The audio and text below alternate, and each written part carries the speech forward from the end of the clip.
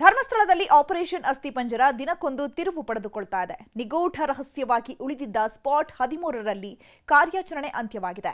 ಈ ಮಧ್ಯೆ ಮತ್ತೆರಡು ಸಾಕ್ಷಿಗಳು ಎಂಟ್ರಿ ಕೊಟ್ಟಿದ್ದು ಭಾರೀ ಕುತೂಹಲ ಕೆರಳಿಸಿದೆ. ಅನಾಮಿಕ ದೂರು ನೀಡುತ್ತಿದ್ದಂತೆ ವರದಿ ಮಾಡಿದ್ದ ಏಕೈಕ ಚಾನೆಲ್ ಸರ್ಕಾರ ಎಸ್ಐಟಿ ರಚಿಸಿದ್ದರೂ ವರದಿ ಮಾಡದವರ ನಡುವೆ ನಿರ್ಭೀತಿಯ ವರದಿ. ಧರ್ಮಸ್ಥಳ ಭಾಗದಲ್ಲಿ ಶವಗಳನ್ನ ಹೂತಿಟ್ಟ ಆರೋಪದ ಎಸ್ಐಟಿ ಎಂಟ್ರಿಯನ್ನ ಕೊಡಲಿದೆ. ಧರ್ಮಸ್ಥಳದ ಸಾಮೂಹಿಕ ಸಮಾಧಿ ತನಿಖೆಯ ಬಗ್ಗೆ ದಾರಿ ತಪ್ಪಿಸದ ವರದಿಗಾರಿಕೆ. ವಿಶ್ವಾಸಾರ್ಹ ಸುದ್ದಿ ಅಂದ್ರೆ ನ್ಯೂಸ್ 18 ಕನ್ನಡ. 16 ದಿನ 17 ಜಾಗ ಮುಗಿದೋಯ್ತು ಶವಗಳ ಶೋಧ. ಜುಲೈ 29, 2025 ಅಂದ್ರೆ ಬರೋಬ್ಬರಿ 16 ದಿನಗಳ ಹಿಂದೆ ಧರ್ಮಸ್ಥಳದಲ್ಲಿ ಶವಗಳ ಕಳೇಬರಗಳಿಗೆ ಹುಡುಕಾಟ ಶುರುವಾಗಿದ್ದು, ಪಾಯಿಂಟ್ 1ರಿಂದ ಇವತ್ತಿನವರೆಗೂ ಅನಾಮಿಕ ವ್ಯಕ್ತಿ ಒಟ್ಟು 17 ಕಡೆ ಧರ್ಮಸ್ಥಳದ ಸುತ್ತ ಭೂಮಿಯನ್ನ ಗುರುತಿಸಿದ. ಅಲ್ಲಿ ಅಗೀರಿ ಇಲ್ಲಿ ಅಗೀರಿ ಅಂತೆಲ್ಲ ಎಸ್ಐಟಿ ಅಧಿಕಾರಿಗಳನ್ನ ಸುತ್ತಾಡಿಸಿದ, ಓಡಾಡಿಸಿದ, ಅಲೆದಾಡಿಸಿದ.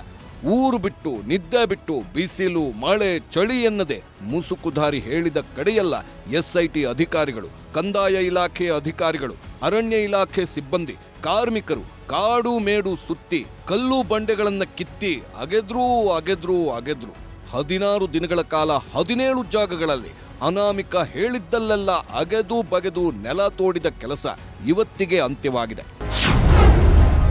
ಪಾಯಿಂಟ್ 13ರಲ್ಲಿ 2 ದಿನ ಅಗೆದ್ರೂ ಅನಾಮಿಕನಿಗೆ ನಿರಾಸೆ. 13ನೇ ಪಾಯಿಂಟ್ನಲ್ಲೇ 8 ಶವಗಳನ್ನ ಹೂತಿದ್ದೀನಿ, ಅಲ್ಲಿ ಅಗಿರಿ ಅಂತಾನು ಅನಾಮಿಕ ಪಟ್ಟು ಹಿಡಿದಿದ್ದ. ಜಿಪಿಆರ್ ಮಷೀನ್ ತರಿಸಿ ಅಂತ ದುಂಬಾಲು ಬಿದ್ದಿದ್ದ. ಅನಾಮಿಕ ಹೇಳಿದಂತೆ ಜಿಪಿಆರ್ ಯಂತ್ರವನ್ನು ತರಿಸಿ ಹುಡುಕಾಡಿದ್ರು. 2 ದಿನದಿಂದ 13ನೇ ಪಾಯಿಂಟ್ನಲ್ಲಿ 2 ಮಿನಿ ಜೆಸಿಬಿಗಳಿಂದ ಗುಂಡಿ ತೆಗೆದ್ರು. ಒಟ್ಟು 32 ಅಡಿ ಉದ್ದ, 8 ಅಡಿ ಅಗಲ, 18 ಅಡಿ ಆಳದವರೆಗೂ ಉತ್ಖನನ ನಡೆಯಿತು.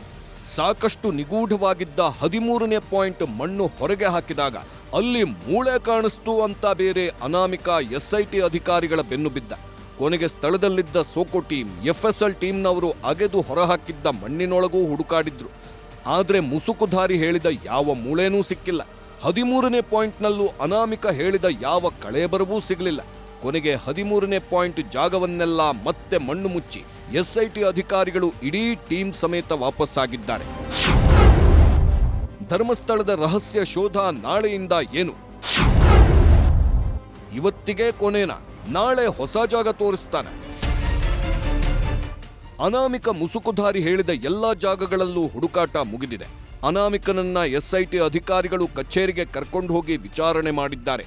ನೀನು ಹೇಳಿದ ಕಡೆಯೆಲ್ಲ ಹುಡುಕಿದ್ದೀವಿ, ಏನೂ ಸಿಕ್ಕಿಲ್ಲ, ಮುಂದೆ ಏನು ಮಾಡಬೇಕಪ್ಪ ಅಂತಾನು ಕೇಳಿದ್ದಾರೆ. ಅನಾಮಿಕ ವ್ಯಕ್ತಿ ಇನ್ನಷ್ಟು ಹೊಸ ಜಾಗಗಳನ್ನ ಗುರುತಿಸ್ತೀನಿ, ಅಲ್ಲೂ ಹುಡುಕಾಡಿ ಅಂತ ಕೇಳಿದ್ದಾನಂತೆ. ಆದ್ರೆ ಎಸ್ಐಟಿ ಅಧಿಕಾರಿಗಳು ಇದಕ್ಕೆ ಇನ್ನೂ ಸಮ್ಮತಿ ಕೊಟ್ಟಿಲ್ಲ. ಕಾರಣ ಕಾನೂನು ತೊಡಕುಗಳು. ನಾಳೆ ಎಸ್ಐಟಿ ಅಧಿಕಾರಿಗಳ ತಂಡದಿಂದ ಸಭೆ ನಡೆಯೋ ಸಾಧ್ಯತೆ ಇದೆ. ಕಾನೂನು ವ್ಯಾಪ್ತಿಯಲ್ಲಿ ಮತ್ತೆ ಏನೆಲ್ಲ ಮಾಡಬಹುದು, ಉತ್ಖನನ ಹುಡುಕಾಟದ ಬಗ್ಗೆ ಚರ್ಚೆ ನಡೆಸಬಹುದು. ಎಸ್ಐಟಿ ಸಭೆ ನಿರ್ಧಾರಗಳ ಬಗ್ಗೆ ಸರ್ಕಾರದ ಜೊತೆಯೂ ಚರ್ಚೆ ಮಾಡಲಿದ್ದಾರೆ. ಆಮೇಲೆ ಕೋರ್ಟ್ಗೂ ಮುಂದಿನ ತನಿಖೆ ಹೇಗೆ ಅಂತ ಮಾಹಿತಿ ರವಾನೆ ಮಾಡಬಹುದು.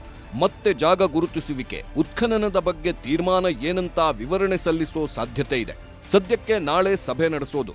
ಆಗಸ್ಟ್ 15, 16, 17 ರಜೆಗಳಿದ್ದು ಪ್ರಕ್ರಿಯೆ ಮುಗಿಸಿ ಇಲ್ಲಿವರೆಗೂ ಆಗಿರುವ ತನಿಖಾ ವರದಿಗಳ ಬಗ್ಗೆ ಪರಿಶೀಲನೆ ನಡೆಸೋ ತೀರ್ಮಾನ ಮಾಡಿದ್ದಾರೆ ಅಂತ ಹೇಳಲಾಗ್ತಿದೆ. ಹೀಗಾಗಿ ಸೋಮವಾರ ಎಸ್ಐಟಿ ಅಂತಿಮ ನಿರ್ಧಾರಕ್ಕೆ ಬರುವ ಸಾಧ್ಯತೆ ಇದೆ ಅನ್ನೋದು ಈಗ ಸಿಕ್ಕಿರುವ ಮಾಹಿತಿ. ಧರ್ಮಸ್ಥಳ ಕೇಸ್ಗೆ ಮತ್ತಿಬ್ಬರು ಸಾಕ್ಷಿದಾರರ ಎಂಟ್ರಿ. ಧರ್ಮಸ್ಥಳ ಪ್ರಕರಣದಲ್ಲಿ ಇಲ್ಲಿವರೆಗೂ ಮುಸುಕುಧಾರಿ ವ್ಯಕ್ತಿ ಮಾತ್ರ ಪ್ರಮುಖ ಸಾಕ್ಷಿಯಾಗಿದ್ದ. ಇದಾದ ಮೇಲೆ ಆಗಸ್ಟ್ 4ರಂದು ಜಯಂತ್ ಟಿ ಅನ್ನೋ ವ್ಯಕ್ತಿ ಶಾಲಾ ಬಾಲಕಿಯ ಶವ ಹೂತಿಟ್ಟ ಜಾಗ ತೋರಿಸ್ತೀನಿ, ತನಿಖೆ ಮಾಡಿ ಅಂತ ದೂರು ಕೊಟ್ಟಿದ್ರು. ಆದ್ರಿವತ್ತು ಮತ್ತಿಬ್ಬರು ಸಾಕ್ಷಿದಾರರು ಎಂಟ್ರಿ ಕೊಟ್ಟಿದ್ದು ದೂರುದಾರರ ಸಂಖ್ಯೆ 4ಕ್ಕೆ ಏರಿಕೆಯಾಗಿದೆ. ಮುಸುಕುಧಾರಿ ವ್ಯಕ್ತಿ ಶವಗಳನ್ನ ಹೂಳುತ್ತಿರುವುದನ್ನ ನೋಡಿದ್ದೇವೆ. ದೂರುದಾರ ಎಲ್ಲೆಲ್ಲಿ ಶವ ಹೂತಿಟ್ಟಿದ್ದಾನೆ ಎಂಬುದು ಗೊತ್ತಿದೆ. ದೂರುದಾರನನ್ನೇ ಹೋಲುತ್ತಿರುವ ವ್ಯಕ್ತಿಯನ್ನ ನೋಡಿದ್ದೇನೆ.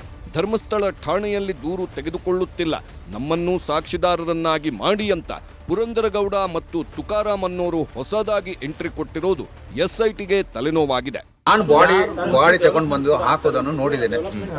ಯಾರು ಏನಂತ ಹುಷಾರಿದ್ದವರಿಗೆ ಹೇಳ್ತೇನೆ. ಯಾವ ಜಾಗ ಈಗ ತೋರಿಸಿದ ಜಾಗದಲ್ಲಿ ಅಲ್ಲ ಹೊಸ ಜಾಗ ಬೇರೆನೆ. ಬೇರೆ ಜಾಗ. ಹೌದೌದು. ಅಂಗಡಿಲಿ ಇರಬೇಕಾದ್ರೆ ಅಲ್ಲಿ ಒಂದು ಅಂಬಾಸಿಡರ್ ಗಾಡಿಯಿಂದ ಕೆಲವು ಸುತ್ತಿ ಅಂಬಾಸಿಡರ್ ಗಾಡಿಯಲ್ಲಿ ಬರ್ತಿತ್ತು. ಅದರ ಡಿಕ್ಕಿ ತೆಗೆದು ಹೆಣ ತೆಗೆದು ನಮ್ಗೆ ಕಾಣ್ತಿತ್ತು ಸರ್. ಊತಾಕ್ಬೇಕಾದ್ರೆ ಒಂದು 2-3 ಜನ ಇದ್ರು ಸರ್ ಅದರಲ್ಲಿ. ಧರ್ಮಸ್ಥಳ ಪ್ರಕರಣದ ನಿಗೂಢ ರಹಸ್ಯ ಭೇದಿಸ್ತಿರೋದು ಎಸ್ಐಟಿ ಮುಖ್ಯಸ್ಥ ಪ್ರಣವ್ ಮೊಹಾಂತಿ ಅವರ ತಂಡ. ಇವತ್ತು ಇದೇ ಎಸ್ಐಟಿ ಮುಖ್ಯಸ್ಥ ಪ್ರಣವ್ ಮೊಹಾಂತಿ ವಿಧಾನಸೌಧಕ್ಕೆ ಬಂದಿದ್ರು. ಗೃಹ ಸಚಿವ ಡಾಕ್ಟರ್ ಜಿ ಪರಮೇಶ್ವರ್ ಅವರನ್ನ ಭೇಟಿ ಮಾಡಿ ಇಲ್ಲಿವರೆಗೂ ನಡೆದಿರುವ ತನಿಖಾ ವರದಿಯನ್ನೆಲ್ಲ ಒಪ್ಪಿಸಿ ಹೋಗಿದ್ದಾರೆ. ಶೀಘ್ರದಲ್ಲೇ ಕಾನೂನಿನಡಿ ಕೋರ್ಟ್ಗೆ ಸರ್ಕಾರಕ್ಕೆ ತನಿಖೆಯ ಪ್ರಾಥಮಿಕ ವರದಿಯನ್ನ ಸಲ್ಲಿಸೋದಾಗಿ ತಿಳಿಸಿದ್ರು. ಗೃಹ ಸಚಿವ ಪರಮೇಶ್ವರ್ ಕೂಡ ಮುಖ್ಯಮಂತ್ರಿಗಳನ್ನ ಭೇಟಿಯಾಗಿ ಧರ್ಮಸ್ಥಳ ಪ್ರಕರಣದಲ್ಲಾಗಿರುವ ಬೆಳವಣಿಗೆಗಳನ್ನೆಲ್ಲ ಸಿದ್ದರಾಮಯ್ಯನವರ ಗಮನಕ್ಕೂ ತಂದಿದ್ದಾರೆ. ಒಂದು ಕಡೆ ಧರ್ಮಸ್ಥಳದಲ್ಲಿ ಅನಾಮಿಕ ತೋರಿಸಿದ ಜಾಗಗಳ ಉತ್ಖನನವೆಲ್ಲ ಮುಗಿದಿದೆ. ನಾಳೆ ಅನಾಮಿಕ ಮತ್ತು ಆತನ ಪರ ವಕೀಲರು ಏನ್ ನಿರ್ಧಾರ ಮಾಡ್ತಾರೆ ಅನ್ನೋ ಕುತೂಹಲನೂ ಇದೆ. ಇನ್ನೊಂದು ಕಡೆ ಹೊಸ ಸಾಕ್ಷಿದಾರರು ನಾವು ಹೆಣ ಹೂತಿರೋದನ್ನ ತೋರಿಸ್ತೀವಿ ಅಂತ ಬರ್ತಿದ್ದಾರೆ. ಎಲ್ಲದರ ಮಧ್ಯೆ ಧರ್ಮಸ್ಥಳಕ್ಕೆ ಕಪ್ಪು ಚುಕ್ಕೆ ತರಲು ಪ್ರಯತ್ನ ಆಗ್ತಿದೆ. ಮುಸುಕುಧಾರಿಯನ್ನ ಮೊದಲು ಬಂಧಿಸಿ ಜೈಲಿಗಟ್ಟಿ ಅನ್ನೋ ಈ ಕೂಗು ಜೋರಾಗ್ತಿದೆ. ಈಗ ಎಸ್ಐಟಿ ಅಧಿಕಾರಿಗಳು ಏನ್ ಮಾಡ್ತಾರೆ, ಯಾವ ನಿರ್ಧಾರಕ್ಕೆ ಬರ್ತಾರೆ ಅನ್ನೋದೇ ಚಿದಂಬರ ರಹಸ್ಯ. ಕಿಶನ್ ಶೆಟ್ಟಿ ಜೊತೆ ಮಂಜು ಆರ್ಯ, ನ್ಯೂಸ್ 18 ಧರ್ಮಸ್ಥಳ.